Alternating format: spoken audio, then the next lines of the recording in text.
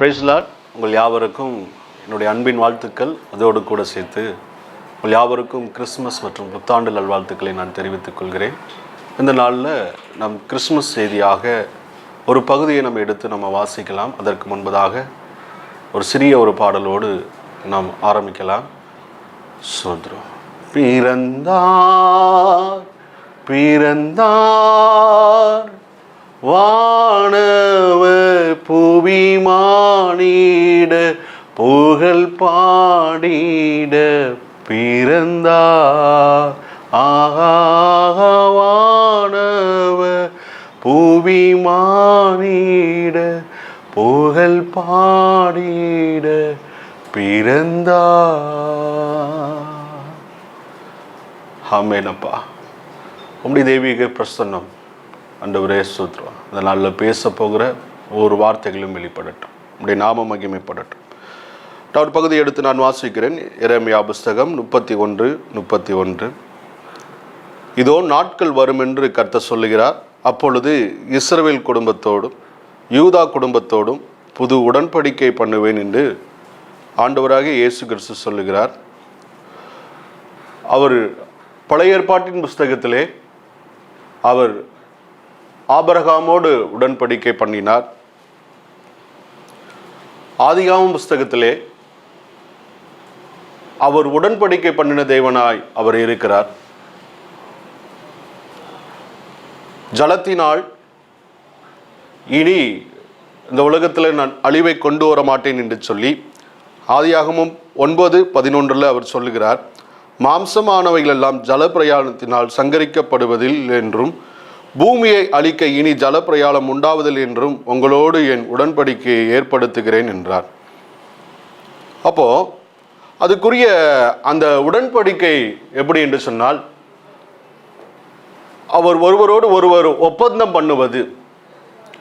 இனி இந்த வார்த்தையை நான் மீற மாட்டேன், இந்த வார்த்தையின்படி நான் நடப்பேன் அப்படின்னு சொல்லுவது தான் உடன்படிக்கை.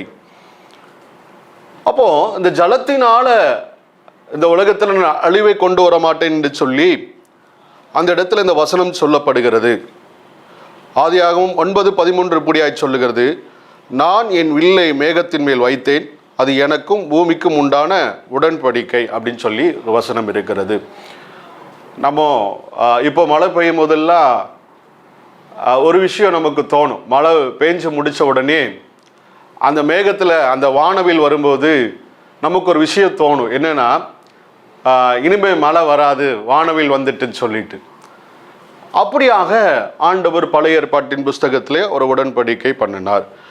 அப்போது புதிய ஏற்பாட்டின் புஸ்தகத்தில் அவர் ஒரு உடன்படிக்கை பண்ணுகிறார்.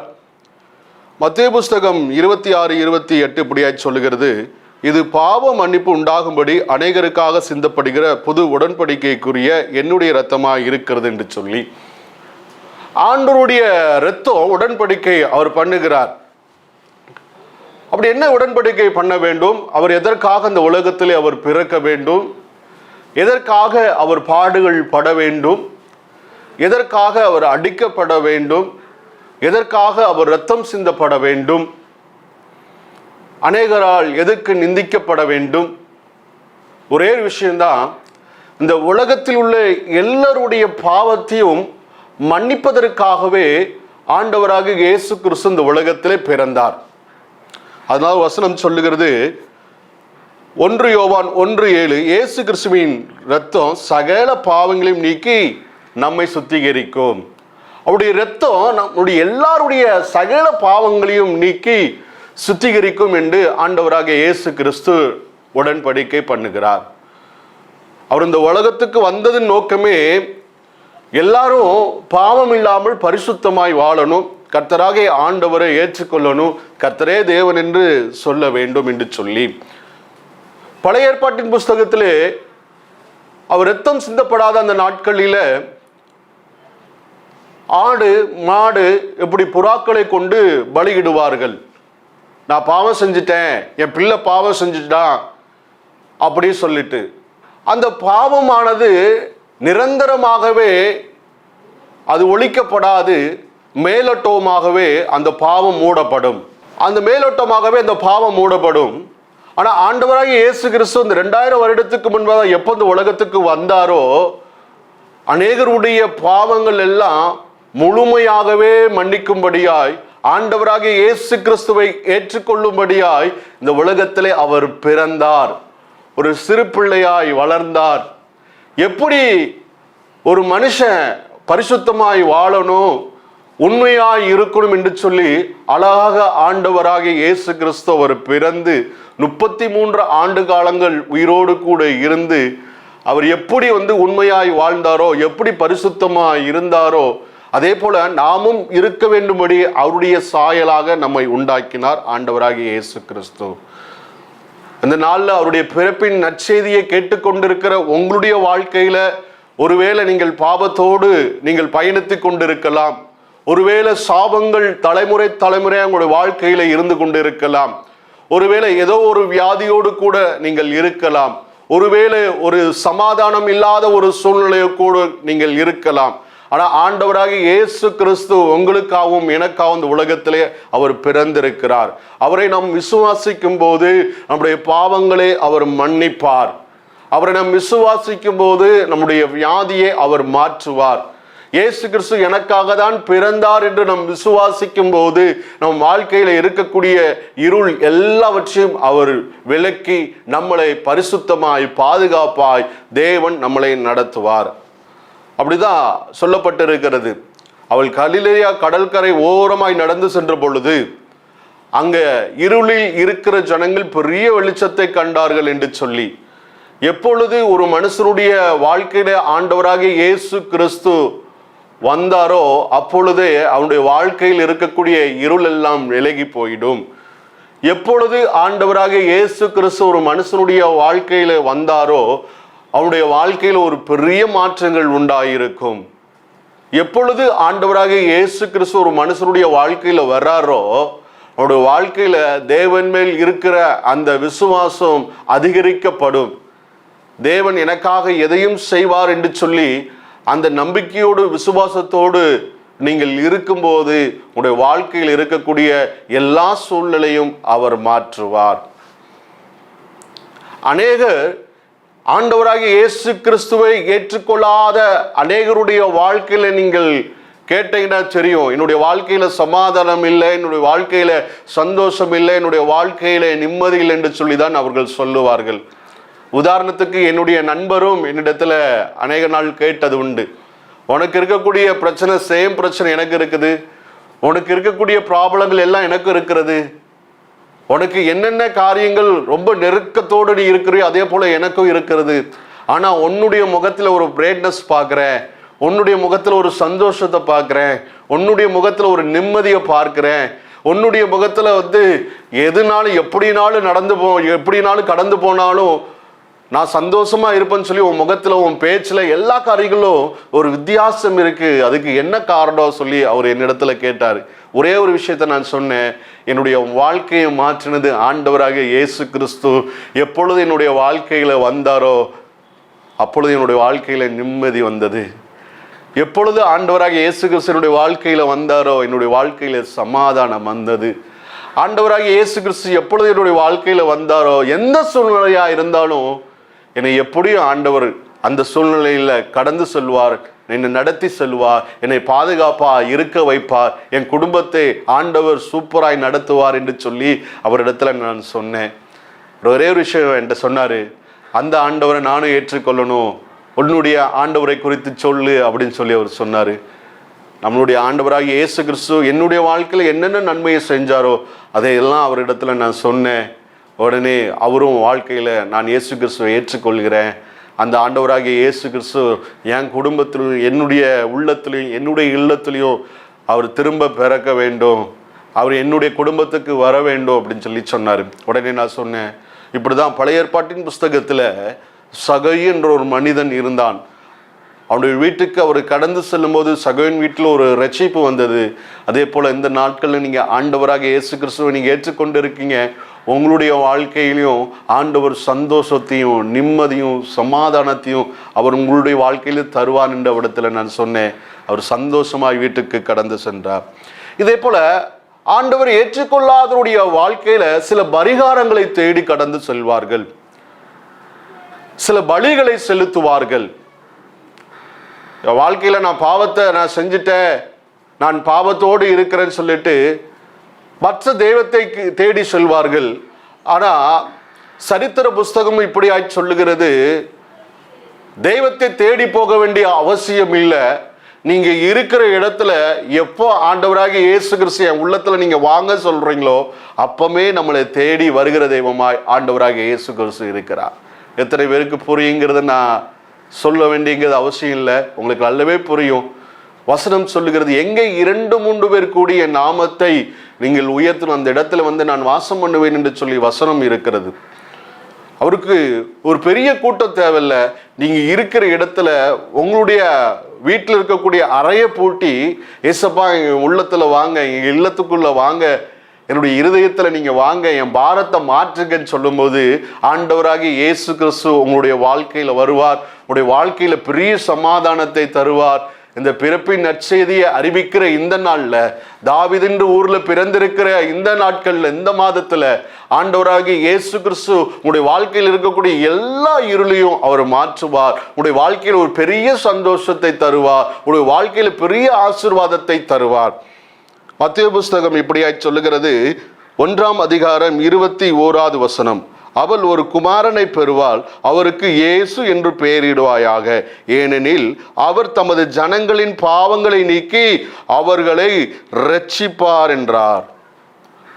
உலகத்தினுடைய ஜனங்களுடைய எல்லாருடைய பாவத்தையும் நீக்கி அவர்களை இரட்சிக்கிற தேவன். நம்முடைய ஆண்டவருக்கு ஒரு பெயர் வைத்திருக்கிறார்கள். என்ன பெயர்னா, அவர் உலக இரட்சகர் என்று சொல்லி. உலகம் முழுவதும் கொண்டாடப்படுகிற அந்த கிறிஸ்துமஸ் பண்டிகை நாட்களில நீங்கள் ஆண்டவராக இயேசு கிறிஸ்துவை நீங்கள் ஏற்றுக்கொள்ளும் போது, ஆண்டவராக இயேசு கிறிஸ்து என்னுடைய வாழ்க்கையில என்னுடைய பிரச்சனையை மாற்றுவார் என்று சொல்லி விசுவாசிக்கும் போது உங்களை இரட்சிக்கிற ஆண்டவராக இருக்கிறார். அந்த இரட்சிப்பின் சந்தோஷத்துக்குள்ள கர்த்தராக ஆண்டவர் உங்களை நடத்தி செல்வார், உங்களை கடத்தி செல்வார். உங்களுடைய வாழ்க்கையில் ஒரு பெரிய சந்தோஷம், உங்களுடைய வாழ்க்கையில் ஒரு பெரிய மன மகிழ்ச்சி உண்டாயிருக்கும். அந்த கிறிஸ்துமஸ் பண்டிகை நாட்களில ஒரு நற்செய்தி உங்களுக்கு நான் அறிவிக்கிறேன். ஜனங்களுடைய பாவங்களை நீக்கி அவர்களை ரட்சிக்கிற ஆண்டவர், அந்த உலக இரட்சகர் நம்முடைய உலகத்தில் அவர் பிறந்திருக்கிறார். எல்லாருடைய பாவத்தையும் அவர் மன்னிப்பார், அவர் மன்னிப்பார், அவர் மன்னிப்பார். உடைய வாழ்க்கையில் ஒரு பெரிய ஒரு சந்தோஷத்தை அவர் தருவார். அந்த எரேமியா நான் சொன்ன பாருங்க, 31:31 அதே வசனம் எபிரேயர்ல 8:8 சொல்லப்பட்டிருக்கிறது. அவர்களை குற்றப்படுத்தி அவர்களை நோக்கி, இதோ கர்த்தர் சொல்லுகிறது என்னவெனில், இஸ்ரவேல் குடும்பத்தோடும் யூதா குடும்பத்தோடும் நான் புது உடன்படிக்கையை ஏற்படுத்துவேன், காலம் வருகிறது அப்படின்னு சொல்லப்பட்டிருக்கிறது.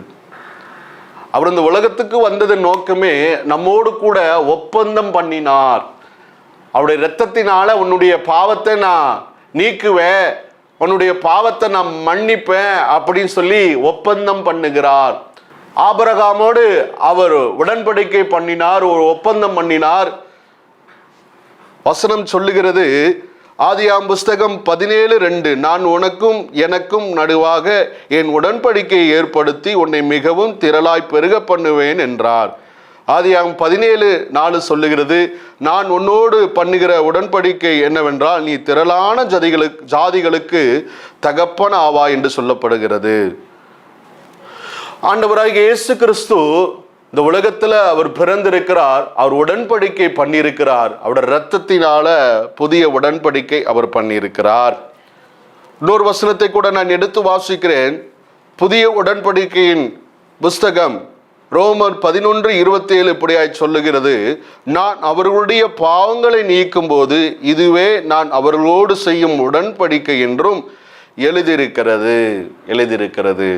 நம்முடைய பாவங்களை நீக்குகிற ஆண்டவர், நம்முடைய பரிசுத்த பாதையிலே நடத்துகிற ஆண்டவர் நம்மோடு கூட இருக்கிறார்.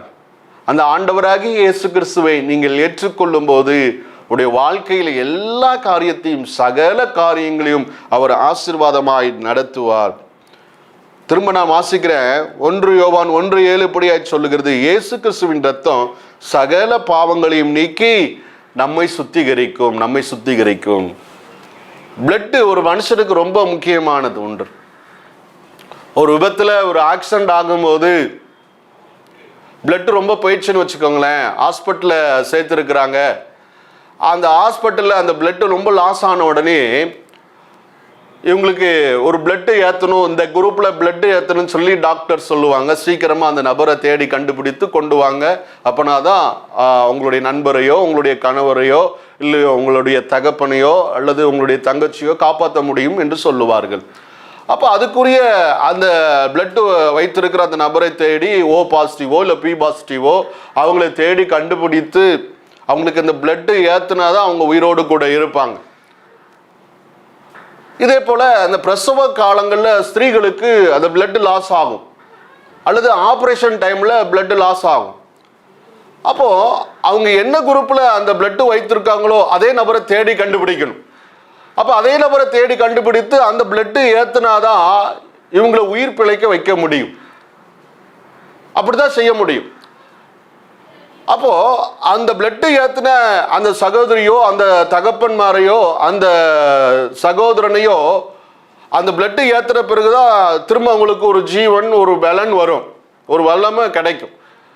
நான் சொல்றேன் என்ன சொல்றேன்னா, இப்படி ஒரு மனுஷனுடைய இரத்தத்துக்கே இவ்வளவு வல்லமை இருக்கிறது என்று சொன்னால், விலை உயர்ந்த அவருடைய இரத்தம், அவருடைய இரத்தத்தை விலைக்கிரயமாய் கொடுத்து ரட்சிப்பை இலவசமாய் தந்த தேவனுடைய இரத்தம் எவ்வளவு வல்லமை உள்ளதா இருக்கும் என்று சொல்லி நீங்க யோசித்து பாருங்கள்.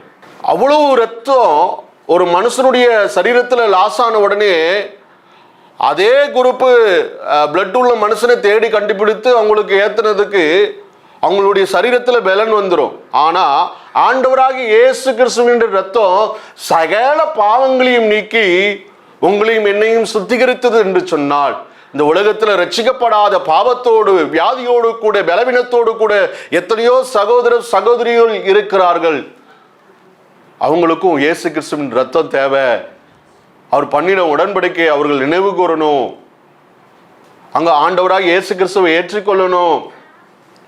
அந்த ஆண்டவர் எனக்காக அவர் மரித்தாரே, எனக்காக இந்த உலகத்தில் 2000 வருடங்களுக்கு முன்பாய் பிறந்தாரே, எனக்காக திரும்பவும் வருவாரவே அப்படி சொல்லி அந்த நம்பிக்கை, அந்த விசுவாசம் யாரிடத்துல இருக்கிறதோ அவருடைய பாவங்களை ஆண்டவராகிய இயேசு கிறிஸ்து மன்னிப்பார்.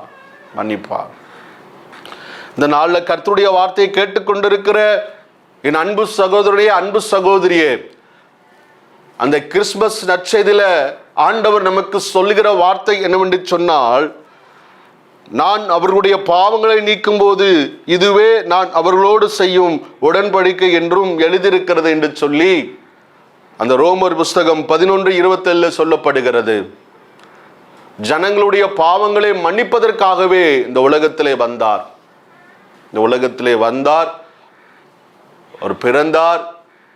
33 ஆண்டு காலங்கள் ஜனங்களுக்கு நன்மை செய்யும்படி, அற்புதம் நடப்பிக்கும்படி, அநேகம் மரித்தவர்களை உயிரோடு கூட எழுப்பும்படி, அநேகர் முடியாதவர்களை ஆண்டவர் சுகப்படுத்தி அவருடைய அற்புதத்தை காண்பிக்கும்படி இந்த உலகத்திலே அவர் இருந்தார். இப்பொழுதும் நம்ம கூட இருக்கிறார். இங்கே எங்கே இருக்கிறீங்களோ அங்கே இருக்கிற இடத்துல நீங்கள் ஆண்டவரை நோக்கி இயேசுவே என்னுடைய வாழ்க்கையில் மனமிறங்கும் என்று சொல்லி, இயேசுவே என்னுடைய வாழ்க்கையில் இறங்கி வாரும் என்று சொல்லி நீங்கள் கேட்கும்போது ஆண்டவராகிய இயேசு கிறிஸ்து உங்களுடைய வாழ்க்கையில் அவர் வருவார். உங்களுடைய வாழ்க்கையில அந்த இருள் எல்லாவற்றையும் மாற்றுவார். உங்களுடைய வாழ்க்கையில எல்லா விதமான காரியத்தையும் அவர் சரியாய் நேர்த்தியாய் உங்களை நடத்துகிற ஆண்டவராய் இருக்கிறார். ஒரே ஒரு வசனம் ஏசாயா புஸ்தகத்தில் சொல்லப்படுகிறது. அதை வாசித்து நாம் ஜெபித்து நாம் நிறைவு செய்யலாம். ஏசாயா புஸ்தகத்தில் அவர் சொல்லுகிறார், நமக்கு ஒரு பாலகன் பிறந்தார், நமக்கு ஒரு குமாரன் கொடுக்கப்பட்டார், கர்த்தத்துவம் அவர் தோளை மேல் இருக்கும், அவர் நாமம் அதிசயமானவர், ஆலோசனை கர்த்தா, வல்லமை உள்ள தேவன், நித்திய பிதா, சமாதான பிரபு எனப்படும் அப்படின்னு சொல்லியிருக்கிறது. ஏசாயா தீர்க்க தரிசன புஸ்தகம் 9வது அதிகாரம் 6வது வசனம். நமக்கு ஒரு பாலகன் பிறந்திருக்கிறார். நமக்கு உலக இரட்சகராகிய ஆண்டவராகிய இயேசு கிறிஸ்து பிறந்திருக்கிறார். அவர் ஆலோசனை தருவார், அவர் சமாதானத்தை தருவார், அவர் சந்தோஷத்தை தருவார், அவர் அதிசயமான காரியங்களை செய்வார். ஆண்டவராகிய இயேசு கிறிஸ்து நீங்க இருக்கிற இடத்துல நீங்கள் கூப்பிடும்போது உங்களுடைய வாழ்க்கையில அவர் அற்புதமாய் அதிசயமாய் உங்களுடைய வாழ்க்கையில ஆலோசனை தருகிற தேவனாய், அவருடைய வல்லமை வெளிப்படுத்துகிற ஒரு தேவனாய் உங்களுடைய வாழ்க்கையிலும் ஆண்டவராகிய இயேசு கிறிஸ்து கிரியை செய்வாராக.